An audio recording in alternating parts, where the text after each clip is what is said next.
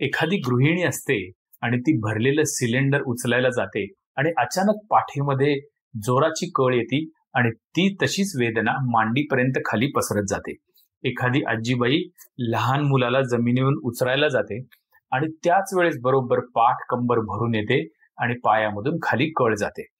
एखादा तरुण मुलगा कॉलेजला जाणारा बॅडमिंटन खेळताना एखादा मारलेला जो काही शॉट असतो तो उचलायला जातो आणि झटकन खाली वाकतो आणि त्याच वेळेस त्याच्या पाठीत उसण येते, खाली हिप्स मधून थाईज पर्यंत त्याची वेदना जाते.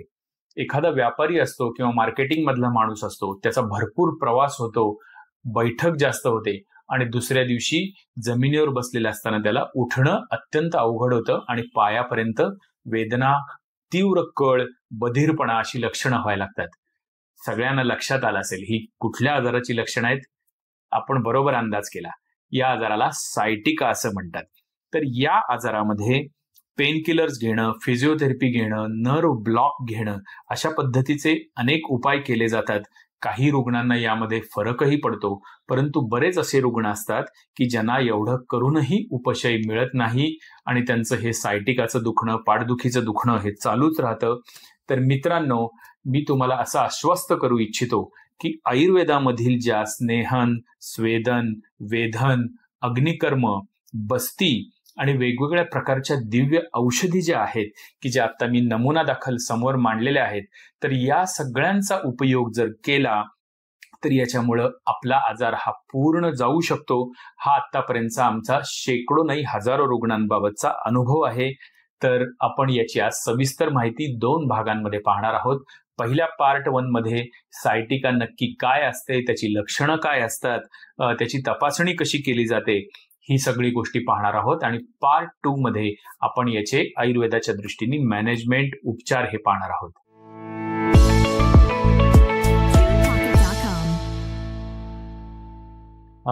एक गोष्ट मला इथं निरीक्षण बऱ्याच व्हिडिओमध्ये दिसते की बरेच लोक आमच्या चॅनलचे व्हिडिओ पाहतात, लाईकही करतात, परंतु माझी त्यांना अत्यंत मनापासून विनंती आहे की तुम्ही जर आमचं चॅनल सबस्क्राईब केलं तर आम्हाला जास्त आमचा आणखीन उत्साह यातून दुणावेल आणि यातून वेगवेगळ्या पद्धतीचं नॉलेज सुद्धा हे आपल्याला पटकन त्याचं नोटिफिकेशन आपल्यापर्यंत येईल. तर पुनश्च मी आपल्याला विनंती करतो की आमचं चॅनल कल्पतरू आयुर्वेदिक चिकित्सालय जर आपण सबस्क्राईब केलं नसेल तर आत्ता लगेच बेल आयकॉन दाबा आणि आमचं चॅनल सबस्क्राईब करा.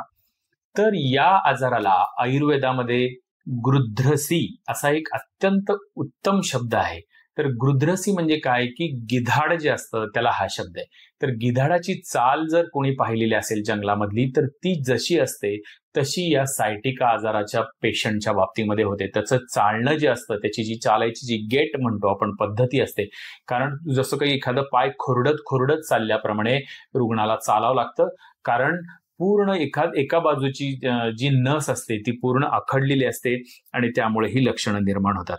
तर सायटिका आजार म्हणजे नक्की काय, त्याचं कारण काय हे आपण पाहूया.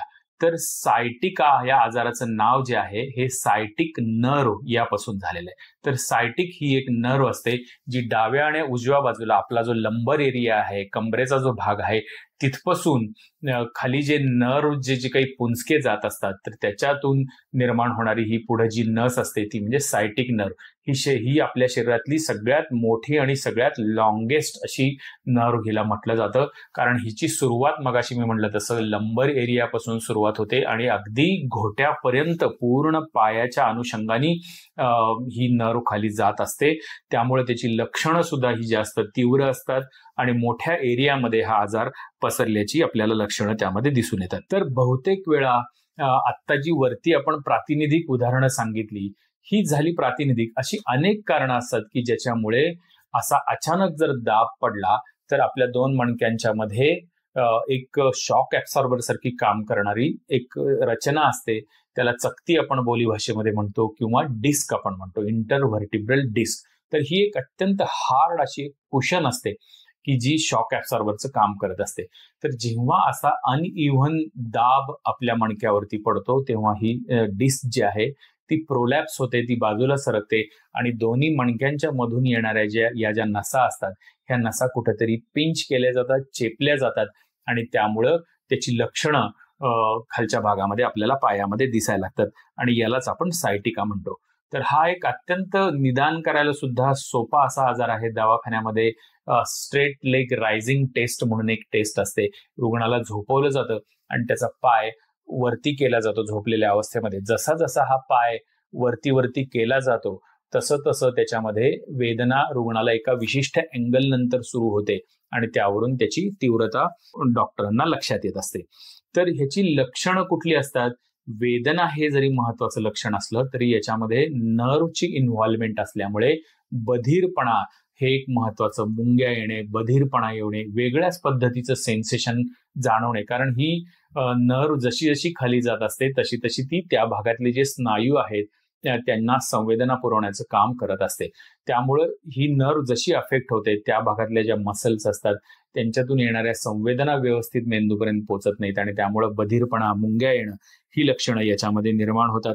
आणि ही वेदना सुद्धा एक वेगळ्या पद्धतीची पण बऱ्याचदा असते की रुग्ण असे सांगतात की जसा एखादा विजेचा झटका किंवा करंट लागावा याप्रमाणे सेन्सेशन झाल्याचं रुग्ण वर्णन करतो. तर ही एक टिपिकल सायटिकाची पेनचं लक्षण असतं. आणि मुख्यतः काय होतं की जेव्हा ही वेदना बऱ्याच दिवस राहायला लागते तेव्हा स्नायूंमध्ये सुद्धा एक प्रकारची अशक्तता निर्माण व्हायला लागते. त्यामुळे विकनेस त्या भागामध्ये जाणवायला लागतो, स्नायूंची ताकद कमी होते.